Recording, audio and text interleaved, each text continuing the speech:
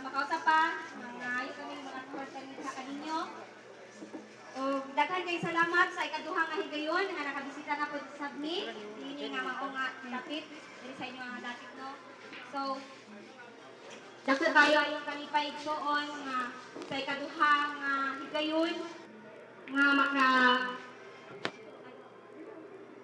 maka-share na po ninyo igsoon diha sa mao nga pulong. Kaya nagayon din ha igsoon sa Mateo 4:4 nga ang tawo dili mabuhi sa maong pagkaon lamang kundi sa matag pulong usab nga gikan sa Dios. Igsoon ang atong physical nga bahin kani atong lawas sa kinahanglan pagkaon sama sa sa luto igsoon. Apan ang atong kalag ang atong espiritu nagkinahanglan sa siya o pagkaon igsoon.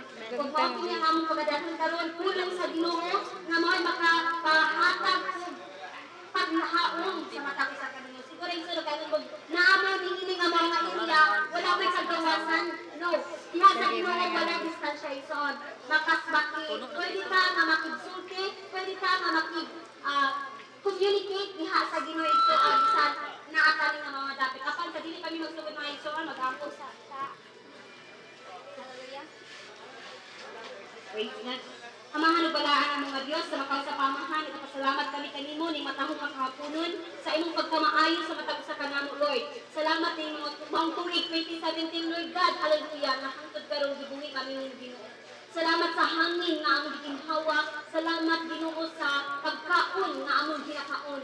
Ug salamat o Dios. Hallelujah. Bisan pa man sa anindot kayo nga kinabuhi nga among na-enjoy sa matag oras sa matag adlaw sa among kinabuhi.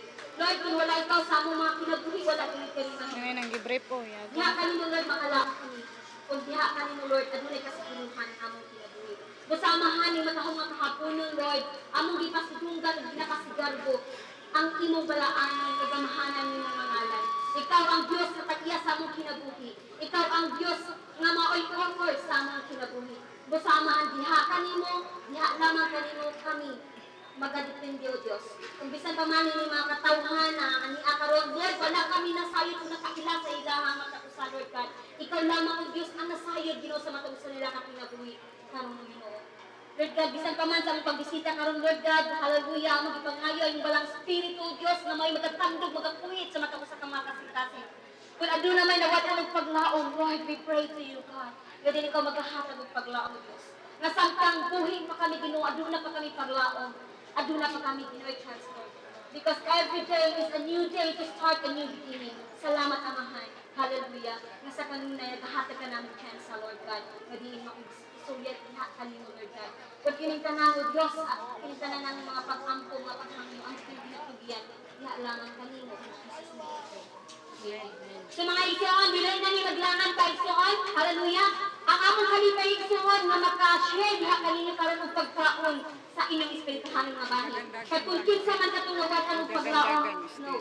Samtang buhi ka ang tao igsoon, samtang ang tao aduna kay ginhawa, aduna pa siya paglaom sa iyang kinabuhi. Every day is a new day to start a new beginning. So, magtutabo ka na nga ang atong mga mata. So, nagpasabot, nagbuhi pa ka. Nagpasabot na sa imong kinabuhi, pasalamati ang taglang ini. So, klaro kayo igsoon nga ang taglas na kinabuhi, dili kita. Kaya kung kita pa igsoon, kita ang taglas hangin. Nanong matagnawaman ta, tungod sa hangin. Ang hangin ba atong makita? Dili. Apan ang atong nabating na naay hangin. So, ingon ni Ana sa ang Ginoo igsoon. Wala nato nakita ang Ginoo sa atong mga mata. Dili na to siya mahikap sa atong mga kamot. Apan, there is the existence of God. Ug mao pa na igsoon ang dako nga kamasuuran na naa ang Dios igsoon. Ug sa Ginoo wala imposible igsoon. So igsoon, hallelujah. Ni matong kahaponon akong ihatag sa itong bilag. Mayong hapon sa tanan. Nagani ang among ikaduhang pagbalik ni ining Mount Dapit igsoon. Pinili kamo nakailan na namo ang uban wala ninyo ma-enjoy ang among ubang kauban. So among mga among kalimay na nakabalik na nakita na usab ang inyong matag-usab. O ninig mo ako na nagsaan, hindi mo ito maglangan, sa magkay, Salamat. mga tumuras, guluhan kayo. Nito sa ika-27 din, no? Bagong tuig, bagong kinabuhi. So, sa matagusan ka na ito, sa matagtao na inigsunod sa bagong tuig, doon tayo ginawa na pagpakitsaan sa Ginoo. Tingali ka mo, ano na may pagkitsaan sa Ginoo? Gusto mo mag-usap? Gusto mo magdago? Kailan tanan igsoon, pinaagi sa tabang sa Ginoo, inyo nang mabatunan. Dugay na nga nag-ministry sa Pisunod, Usanis, yabot ni sa lain na lugar, o gani din nga natin sa nag-ministry ko ng batita, doon ay usang nagagawas, nga lang po siya kipilado, nga nagtuo siya na sa iyong kaso, wala na siya ay kasulbaran. Pero sa Ginoo, igsoon wala yung posible. So, gisunod niya ang akong gisulti, dako kayong nilagyan ang iyong kaso na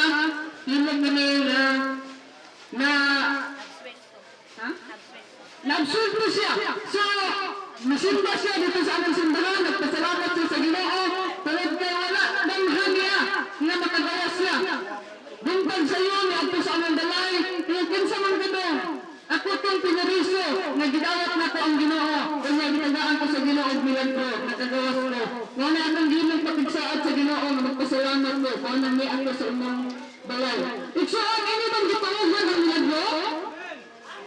Tingali mo ibang mga asibutante na karoon ang akong kaso na ang gindli. Paglaon ka. Iksoon, tingali ang inyong gitaluhan na doon na rin, kung inyong nang ginahuna na dili na gindli na tagawas aning dapita.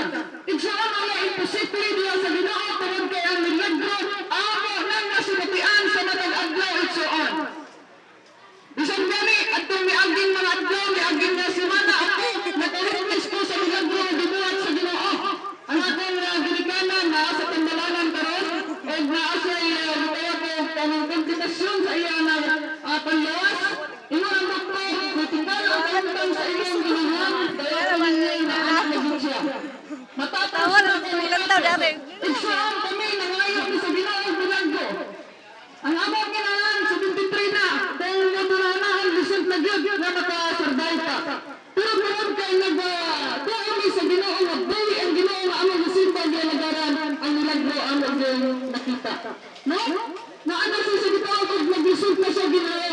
Pero pag human ang mundo, igsoon sa diya-diya na nagdalit o namaskog ang iyong panlawas. Nag-apasa sa inyong Ginoo pagkataon-taon.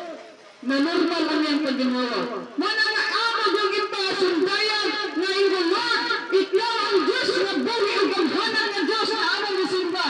Dili mahimo Ginoo na sa matang Domingo, pili ni mabuhat sa iyong buhatan. At tangagin na Domingo dito ni sa ospital.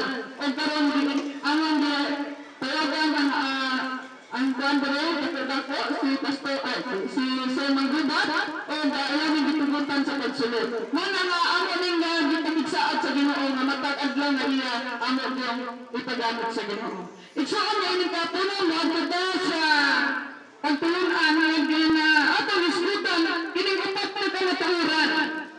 Kini niya kamatuoran nga angay natong masayran.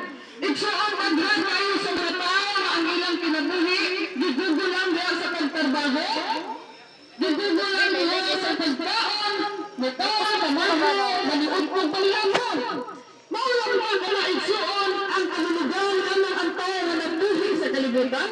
Igsoon, dili mo na ang katuluhan nganong ang tao ni sa kalibutan. At yun ay upat ka kamatuoran na atong hisgutan karon. Unang kamatuoran igsoon, ikaw gibuhat sa Dios sa iyang kaugalingong dagway aron magkinabuhi diha sa pagpamadaugon o sa gugma. Igsoon sa Genesis 1:27, magkanagingon, gibuhat sa Dios ang sa iyang kaugalingon na dagway kay may katuyuan ang Dios sa tao. Wala mo na ang tao aron dili mahimong kapuslan. Sama sa usang botelya. Ang botelya gibuhat aron mahimong kasudlan og mga soft drinks. Mausap sa kana ang tao igsoon.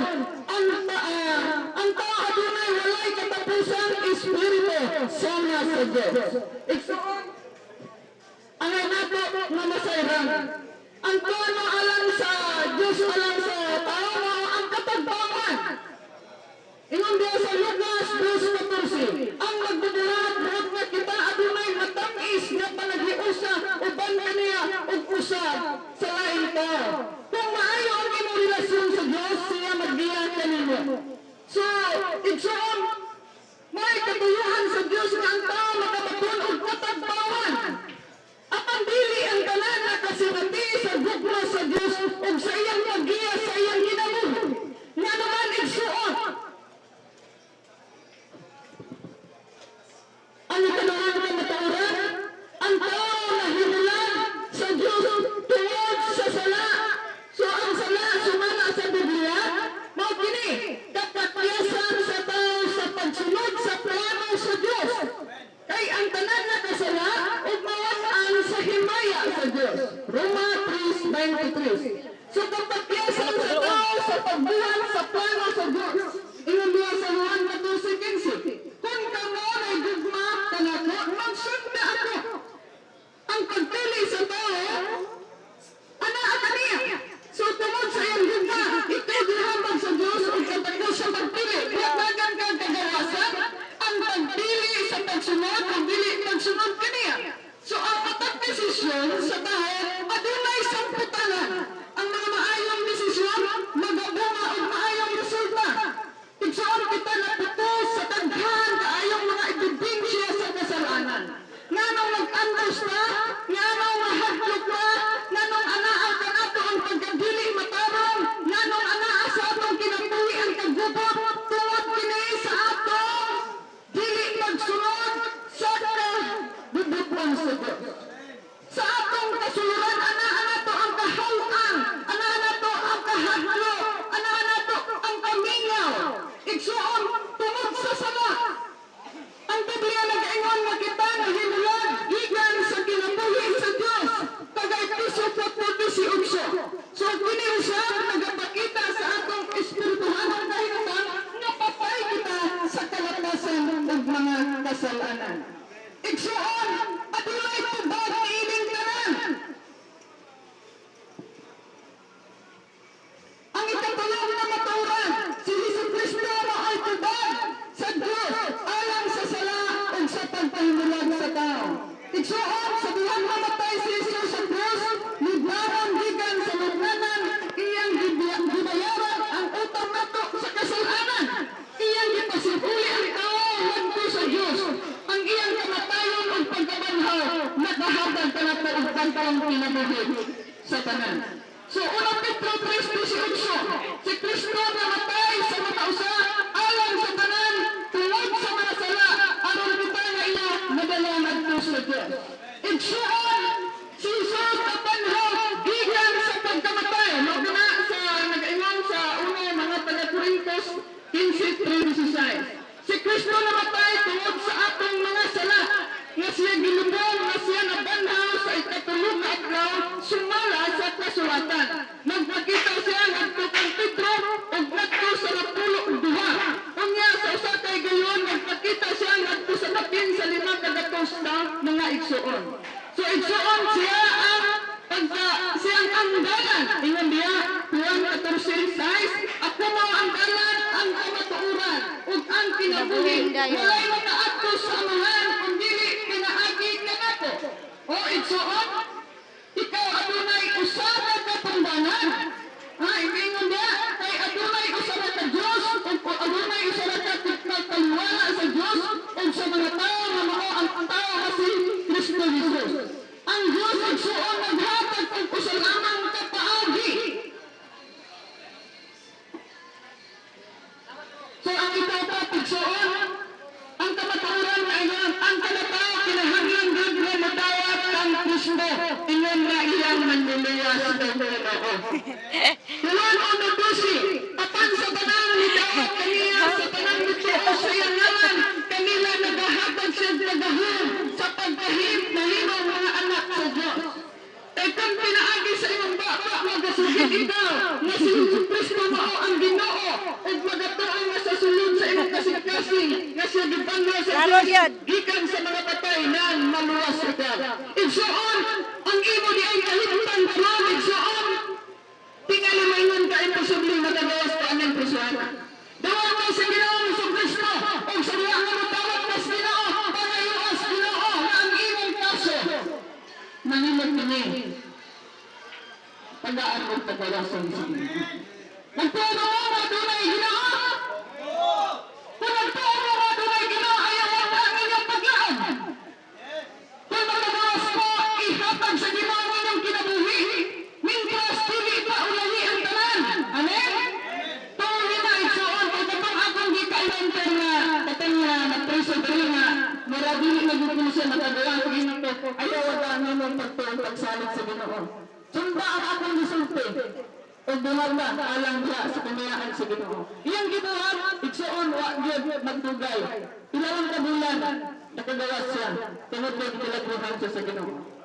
Igsoon mo nila ang saat ni Jesus. Ang magapapalingog sa akong tulong o magatuon na niya na nagpadala na nato. May kinabuhi mo dayon. Siya dili pagahugman. Hinunuan na balhi na siya gigan sa kamatayon. Hagtos sa kinabuhi. Juan 5:24. Igsoon, nagayon niya, nagapakita ang Diyos sa iyang tinga alam na nimo. Pinaagi sa imong pagbawa